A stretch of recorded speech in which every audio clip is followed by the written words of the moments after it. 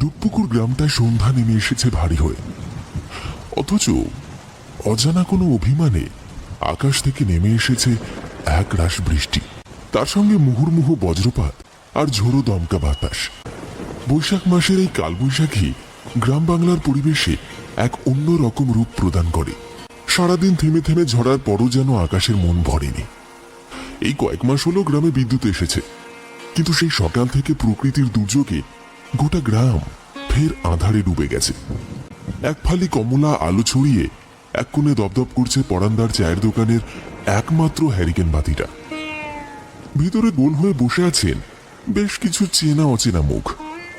বৃদ্ধ, যুবক, মাঝবয়সী সবাই যেন নিজেদের মতো করে একটুখানি উষ্ণতার খোঁজে। কেউ আবার চায়ের কাপে ফুঁ দিতে দিতে গরম গরম তেলে ভাজার কামড়ে মুখ ভরাচ্ছে। গল্পের ছলে উঠে আসছে পুরনো দিনের কথা, ভূতের ভয়, জমিদারের কাহিনী আর পথ হারানো পথিকের অদ্ভুত অভিজ্ঞতা। মাঝে মাঝে ঝিরঝিরে বাতাসে দোকানের টিনের চাল কেঁপে উঠছে। মেঘভাসী এই সন্ধ্যার আসরে হাঁটু জল ঠেলে চায়ের দোকানটায় মাত্র জনা পাঁচেক মানুষ এসে হাজির হয়েছেন। বাইরে রাস্তায় জমে থাকা জলের ওপর খই ফোটানো ঝমঝম বৃষ্টির শব্দ পরিবেশটাকে একটু অন্যরকম করে দিয়েছে। সঙ্গে সমান তালে ডেকে চলেছে ব্যাঙের দল। আরো 3 কাপ গরম গরম চা দাও তো। খগেন মাঝির গলা ভেসে এলো দোকানের এক কোণ থেকে। এই বৃষ্টি ভেজা সন্ধ্যায় চায়ের কাপে তেষ্টা মিটলেও গল্পের খোরাক যেন শেষ হতে চাইছে না। পরান্দা কেটলির ঢাকনা তুলে একটুখানি উঁকি দিলেন। ভাপ ওঠা গরম দুধের গন্ধে চারপাশটা আরো মোলায়েম হয়ে উঠল। একটু ধৈর্য ধরো খগেন, কয়লার আজ বাড়িয়ে দিচ্ছি, গরম গরম চা দিলাম বলে। গরম লাল চায়ের সুগন্ধে ভরে উঠল গোটা দোকানটা। পাটাতনের বেঞ্চে বসে থাকা মধু কর্মকার একটা চুমুক দিয়ে বলল, চা তো দিব্যি হচ্ছে, কিন্তু ভাবছি এই বৃষ্টিতে ক্ষেতের কি হবে। ধানের গোড়া তো জলেই ডুবে যাবে। সে যা বলেছিস, আমাদের পাড়ার নিতাই তো সকাল থেকে কপাল চাপড়াচ্ছে। পেছন থেকে যোগ দিল কাশীনাথ। এই মাসে এমন বৃষ্টি হবে কে জানতো সেটা? মন খারাপের সুরে বলল রামলোচন। এদিকে দোকানের এক কোণে বসে থাকা ভূতনাথ বাবু যেন এসব কথার কিছুই শুনছেন না। মাথা নিচু করে নিঃশব্দে চায়ের কাপ হাতে বসে আছেন তিনি। তার চোখের নিচে কালি, চেহারায় এক অদ্ভুত বিষণ্ণতা, ঠিক যেন বড় কোনো ভাবনায় ডুবে আছে। তাকে লক্ষ্য করে খগেন মাঝি আলতো হেসে বললেন, আর কি ভূতনাথ বাবু, চুপ করে বসে আছেন কেন? শরীর ঠিক আছে তো? ভূতনাথ বাবু ধীরে ধীরে মুখ তুললেন, কিন্তু কোনো উত্তর দিলেন না। চোখের দিকে তাকালেই বোঝা যায় ওর ভেতরে কি যেন একটা চলছে। পাশ থেকে জগন্নাথ মুচকি হেসে টিপ্পনি কাটল, আরে খগেন দাও, সব জিজ্ঞেস করে লাভ নেই। ভূতনাথ বাবু তো ভূতের ভয় পেয়েছেন। তৎক্ষণাৎ চারপাশে হাসি রোল পড়ে গেল। কিন্তু আশ্চর্যের বিষয়, ভূতনাথ বাবুর চোখে কোনো প্রতিক্রিয়া নেই, যেন কথাটা শোনেন উনি। আর ঠিক সেই মুহূর্তে বাইরে বাজ পড়ল, একটা বিকট শব্দ। দোকানের টিনের চাল কেঁপে উঠল, আর হ্যারিকেন বাতির আলো একবার দপ করে নেভার উপক্রম হল। সবাই চুপ। কেমন যেন অস্বাভাবিক নীরবতা নেমে এলো দোকানটার মধ্যে।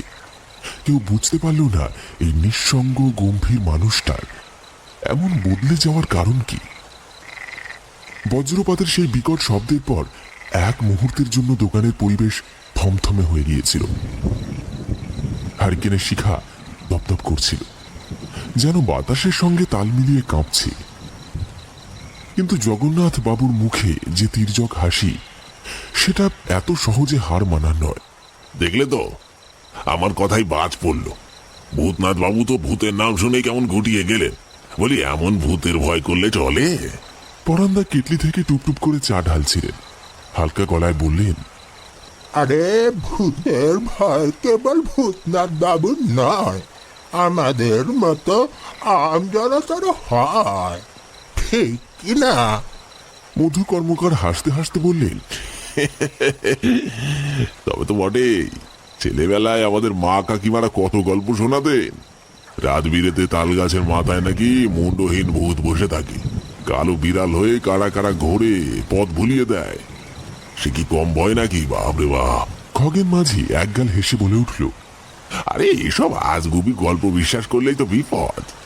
ভূত প্রেত বলে কিছু নেই, সব মানুষের মনের ভ্রান্তি ধারণা। জগন্নাথ ঠোঁট বেঁকিয়ে বলল, তাহলে বলুন তো খগেনদা, সেই যে বছর 5 আগে দিগেন গয়লাকে পাওয়া গেল মাঠের ধারে অচেতন হয়ে, সে কি এমনি এমনি?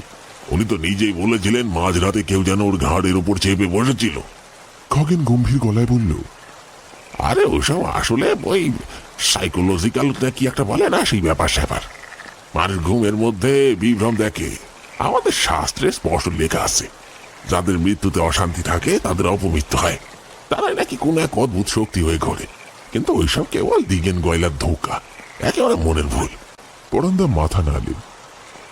সে তো ঠিক, আমাদের পুরাণেও উল্লেখ আছে, কিছু জায়গা, কিছু মানুষ, কিছু ঘটনা, এগুলো সময়ের পরতে পরতে এক এক রকম শক্তি তৈরি করে। কালী পুজোর সময় সিদ্ধ সাধুরা বলতেন, মানুষের ভালো মন্দ সব কর্মই এক ধরনের শক্তি হয়ে থেকে যায়। যাদের আত্মা মুক্তি পায় না, তারা মাঝ রাস্তায় হাওয়ার মতো ঘোরে। তবে ভয় পেলে বিপদ, ভয় না পেলে কিছুই হয় না। এই কথার মাঝে আবার বাজ পড়ল দূরে কোথাও। দোকানের পেছনের বাঁশ ঝাড়টা ঝাঁকিয়ে উঠল হাওয়ার দাপটে। সবাই একটু নড়ে চড়ে বসল, কিন্তু একমাত্র ভূতনাথ বাবু কোনো কথাই বলছেন না। ভূতনাথ বাবু ধীরে ধীরে চায়ের কাপটা নামালেন।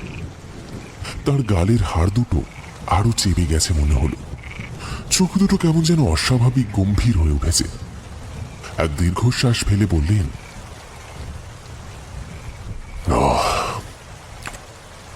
ভয় পেলে তো বিপদ, কথাটা খুব সত্যি পরান্দা।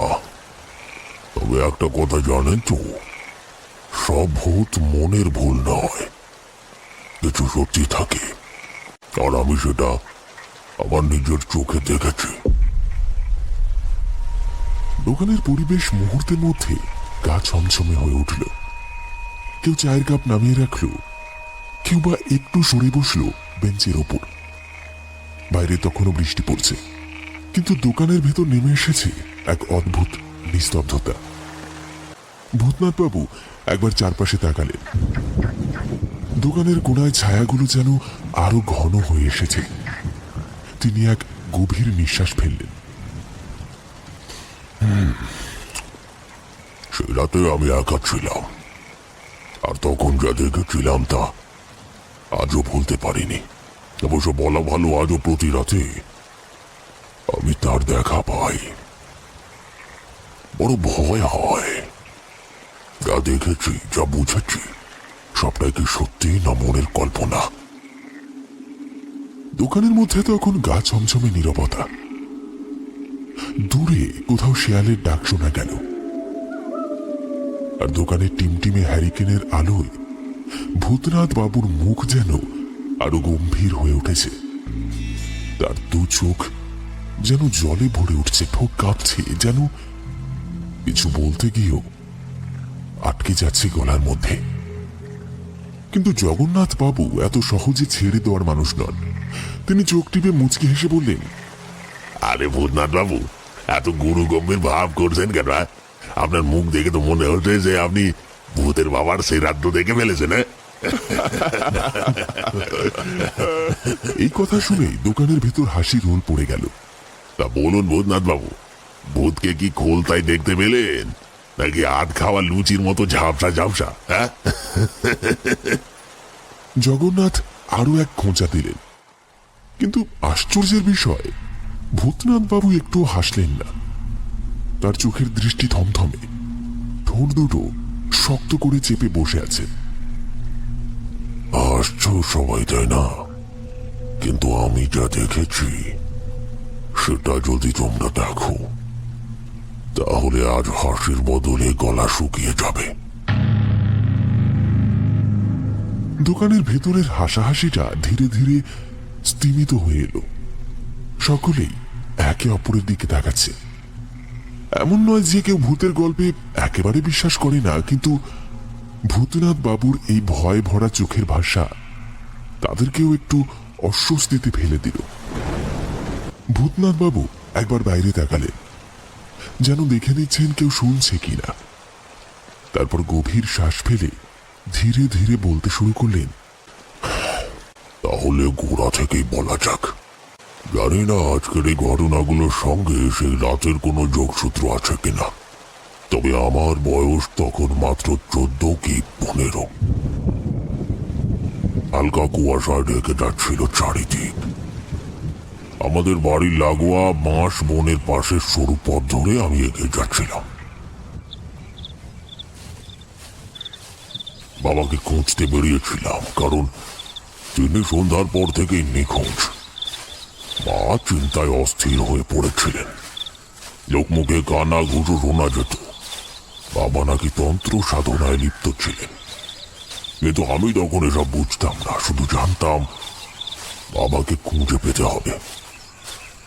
চাঁদের আলোয় ভেজা পথ ধরে হাঁটতে হাঁটতে আমি পৌঁছলাম সেই অভিশপ্ত জায়গায়। শ্মশান ঘাটের কাছে থাকা পুরনো বটগাছের তলায়। দূর থেকে দেখতে পেলাম সেখানে জ্বলছে কয়েকটা মাটির প্রদীপ।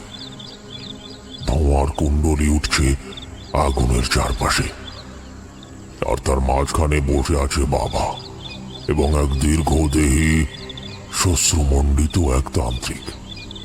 তার গায়ে গেরুয়া বসন, কপালে রক্তচন্দনের ফোঁটা, আর সামনে একটা বিশাল কালী মূর্তি,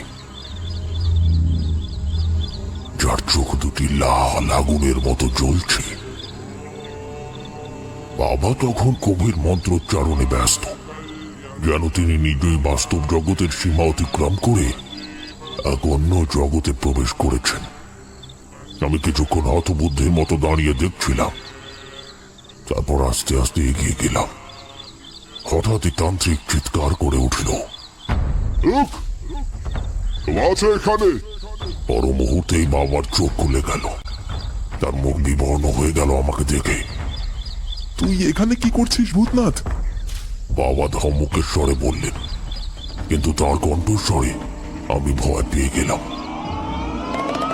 তান্ত্রিক তখন অদ্ভুত দৃষ্টিতে আমার দিকে তাকালো, যেন আমার ভেতরটা এক নিমেষে দেখে ফেলল। তারপর গম্ভীর গলায় বলল, তন্ত্র সাধনার মাঝে তৃতীয় ব্যক্তির প্রবেশ একেবারেই অনুচিত, কিন্তু সে যখন এখানে এসেছে তখন তার শরীরে প্রবেশ করেছে এক অশুভ শক্তির কণা। এর পরিণতি সে ভবিষ্যতে টের পাবে। সেই মুহূর্তে বাতাস যেন এক ঝটকায় ভারী হয়ে উঠল। শ্মশানের শ্মশ্রুময় পরিবেশের মধ্যে কোথাও যেন একটা অদৃশ্য শক্তির স্পন্দন টের পেলাম আমি। বটগাছের ডালে বসে থাকা কয়েকটা পেঁচা একসঙ্গে ডেকে উঠল, যেন তারাও সতর্ক করে দিতে চাইছে কিছু একটা ভয়ঙ্কর ঘটে গেছে। বাবা আর তান্ত্রিক মুখ চাওয়াচাওয়ি করলেন। বাবার চোখে তখন আতঙ্কের ছাপ, যেন তিনি বুঝতে পারছেন অন্যের ক্ষতি করতে গিয়ে নিজেরই সর্বনাশ ডেকে এনেছে।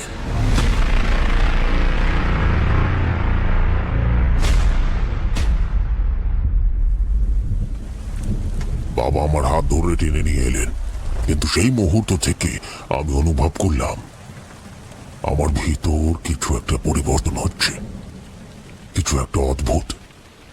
ভূতনাথ বাবু চুপ করে গেলেন। হ্যারিকেনের টিমটিমে আলোয় ভূতনাথ বাবুর মুখটা আরো রহস্যময় লাগছে। তার চোখে এখনো সেই পুরনো ভয়মাখা স্মৃতি খেলা করছে। কেউ মুখ খুলছে না। সবাই যেন একটু আগে শোনা কথাগুলো গিলতে পারছে না, আবার উগড়েও দিতে পারছে না কেউ। মানুষকে লোভ কি করতে বাধ্য করে জানিস? আমার কাকা ছিলেন পারিবারিক সম্পত্তির একমাত্র উত্তরাধিকারী। বাবা নিজেও কাকার মতো অবস্থাপন্ন হতে চাইতেন, কিন্তু কাকার প্রতি আমার দাদুর স্নেহ ছিল বেশি। তা তিনি বাবার নয়, কাকাকে সম্পত্তির বড় অংশ দিয়ে গিয়েছিলেন। আর সেই কারণে, সেই আক্ষেপে, সেই ক্রোশে আমার বাবা তান্ত্রিকের দ্বারস্থ হয়েছিলেন। আরে তবে কি অন্যের ক্ষতি করতে গিয়ে তোমার বাবারই সর্বনাশ হলো? এর মধ্যে জগন্নাথবাবু হো হো করে হেসে উঠলেন। মুখের কোণে বাঁকা হাসি ফুটিয়ে বললেন, আরে দূর মিয়া, এটা ভূতনাথ বাবুর গাল গল্প বানিয়ে বানিয়ে বলছে। আরে তোমরা আবার সব গিলে নিচ্ছ কেন? হ্যাঁ, এখন যদি বলি আমিও কাল রাত্রিরে বট গাছের তলায় একটা কালো ছায়া দেখেছি, তোমরা তো সেটাও বিশ্বাস করে ফেলবে। দোকানের মধ্যে চাপা হাসির রোল উঠল। তাতে জগন্নাথবাবু আরো উৎসাহিত হয়ে গেলেন। কাল রাতে দেখলাম এক বিশাল ছায়া আমার অনুসরণ করতেছে। আমি যত সামনে যাইতাছি সে তত পিছনে আইতাছে। আমি থামতাছি তো সেও থামতাছে। হঠাৎ মনে পড়লো, ওহো, ওইটা তো আমার নিজেরই ছায়া।